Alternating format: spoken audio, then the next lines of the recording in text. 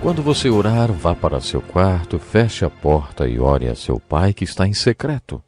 Então o seu pai que vem em secreto o recompensará. E quando orarem, não fiquem sempre repetindo a mesma coisa como fazem os pagãos. Eles pensam que por muito falarem serão ouvidos. Não sejam iguais a eles, porque o seu pai sabe do que vocês precisam antes mesmo de o pedirem. Vocês orem assim: Pai nosso que estás nos céus, santificado seja o teu nome. Venha o teu reino, seja feita a tua vontade, assim na terra como no céu. Dá-nos hoje o pão de cada dia. Perdoa as nossas dívidas assim como perdoamos aos nossos devedores. E não nos deixe cair em tentação, mas livra-nos do mal. Porque teu é o reino, o poder e a glória para sempre. Amém. Como é bom começarmos nosso encontro com a palavra lendo as palavras de Jesus. Seja bem-vindo. Estamos estudando todos os livros da Bíblia. Atualmente estamos estudando o Sermão da Montanha do Evangelho de Mateus. Você é nosso convidado a subir no topo da montanha para ouvir Jesus falar sobre como podemos ser parte de sua resposta e solução para o povo e não parte do problema. Ele quer nos ensinar a ser sal da terra e luz do mundo. Lá no topo da montanha, Jesus nos mandou olhar para dentro de nós mesmos através das bem-aventuranças, as quais só Deus pode pôr em prática em nossas vidas. Jesus também nos mandou olhar ao redor e nos ensinou sobre a justiça nos relacionamentos com outras pessoas. No capítulo 6, Jesus nos mandou olhar para o alto. Há algumas lições espirituais que nos tornam sal da terra e luz do mundo. Chamei-as de disciplinas espirituais, de disciplinas do discípulo. E é somente olhando para cima que poderemos nos equipar para olharmos para dentro e ao redor como realmente deve ser feito. A primeira disciplina vertical citada por Jesus no topo da montanha é a disciplina de dar. Nós a vimos no programa passado. A segunda é a da oração. Você tem de saber orar. Não há como ser parte da solução de Cristo para os problemas de toda aquela gente lá no sopé da montanha se não soubermos orar.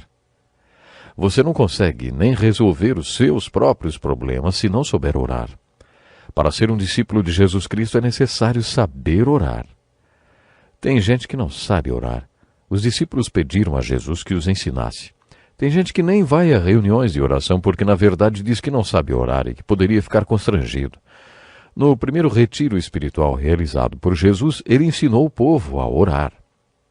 E quando Jesus ensinou essa disciplina, quando Jesus ensinou a disciplina da oração, ele falou a mesma coisa quando ensinou sobre o dar e sobre o jejuar.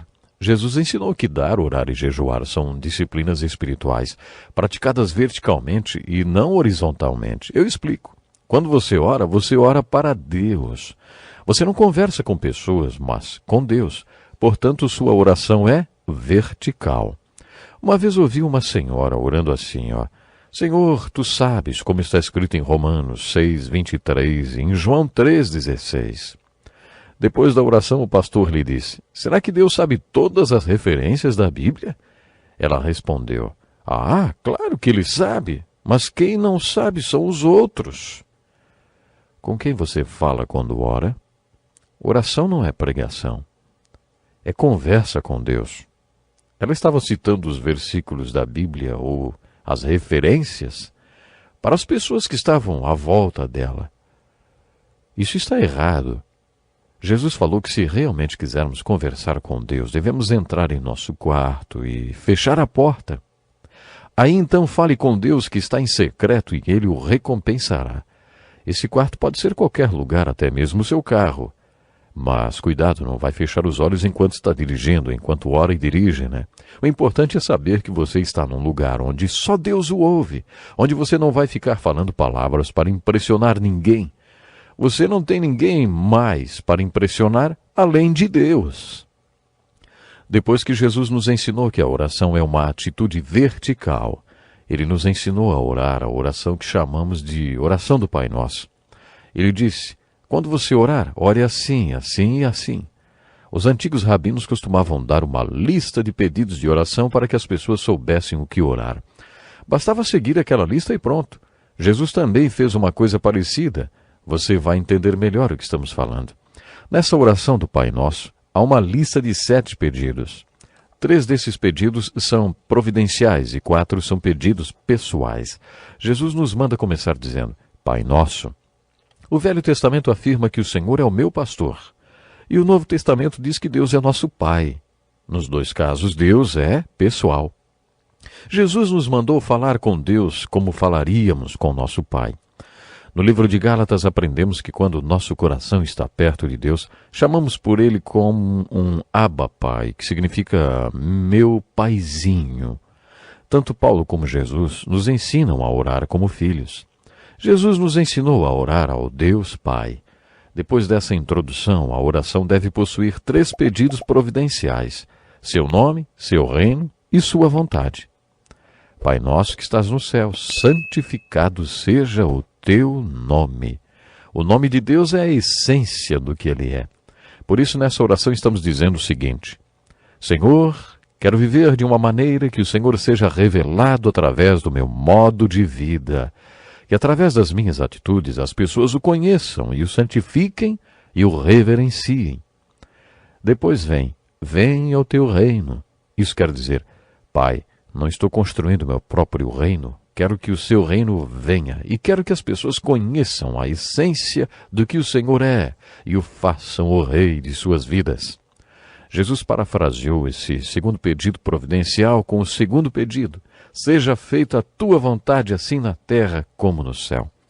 Com isso, estamos dizendo, somos apenas vasos terrenos e eu quero, Pai, que através do modo como vivo, sua vontade seja manifestada e feita nesse vaso que sou, da mesma forma que é feita no céu. Dessa forma estamos orando. Deus em primeiro lugar, Deus em primeiro lugar e Deus em primeiro lugar. Como você pode perceber, essa oração não tem nada a ver com aproximar-se de Deus, com uma lista de compras que você vai recitando para Ele. Você começa a oração dizendo, Senhor, o que é importante para o Senhor é importante para mim. Uma vez estabelecida essa prioridade, você começa a fazer seus pedidos pessoais. Dá-nos hoje o nosso pão. O que significa orar dá-nos? Você pede pão que simboliza nossas necessidades. O pão que você precisa é apenas para a sua necessidade de hoje. Dá-nos hoje o pão. Isso quer dizer, um dia de cada vez. O próximo pedido da oração do Pai Nosso é, perdoa as nossas dívidas. Na maioria das vezes não mostramos para as pessoas o nome de Deus. Deixamos evidente nosso modo de vida e não o reino de Deus. Sua vontade não é manifestada em nós, nem através de nós, como o é no céu. Por isso temos que orar, perdoa-nos, Senhor. Uma vez ouvi um pastor dizer que há 8 palavras que principalmente os homens não dizem e que podem salvar um casamento. E a falta delas pode fazer com que o casamento acabe em divórcio.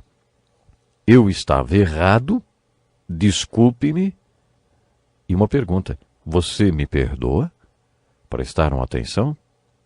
Essas palavras são importantes. E os homens muitas vezes não conseguem dizer, não dizem.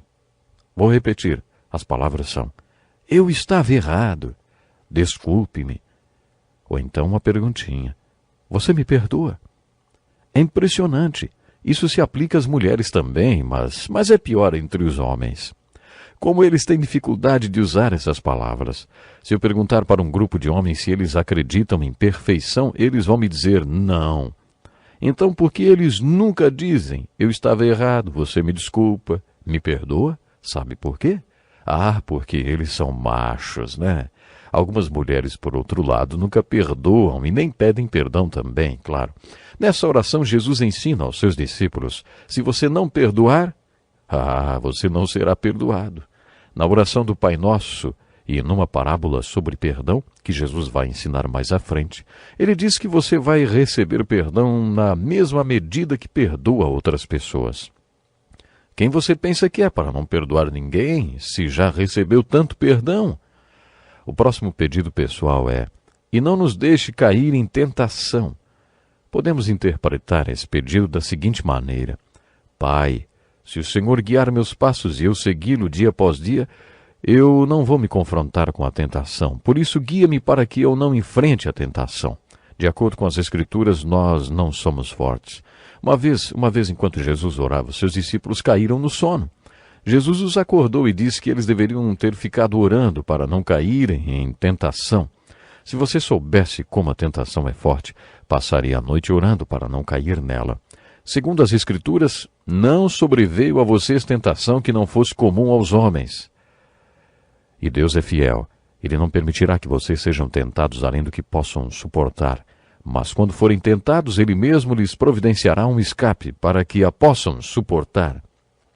Quando eu era um pastor jovem, um adolescente me perguntou o que deveria fazer para não cair em tentação quando estivesse enroscado com sua namorada dentro do cinema. Eu respondi: ora, siga o conselho da Bíblia e fuja. Nós não somos fortes e a Bíblia nos ensina que devemos fugir das situações de tentação, por isso ore a Deus todos os dias.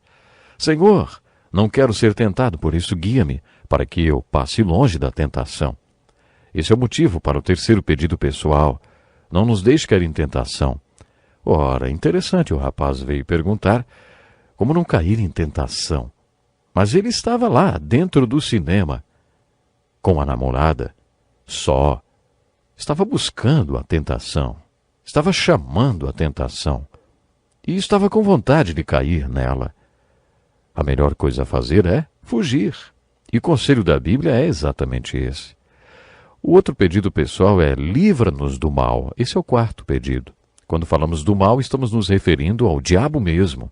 Nosso pedido deve ser que Deus nos livre do poder de Satanás. Então, repassando, vamos lá. Os pedidos pessoais são: dá-nos, perdoa-nos, não nos deixe cair e livra-nos. Acho que eu só aprendi o que significa teu é o reino quando pude dizer sobre um trabalho que eu havia começado havia 23 anos. Toma, Senhor, é teu, nunca me pertenceu. O poder veio todo de ti, a glória é toda tua e o resultado te pertence. A maioria das lições bíblicas que aprendemos por experiência própria. Bom, vamos ficando por aqui, até o próximo programa.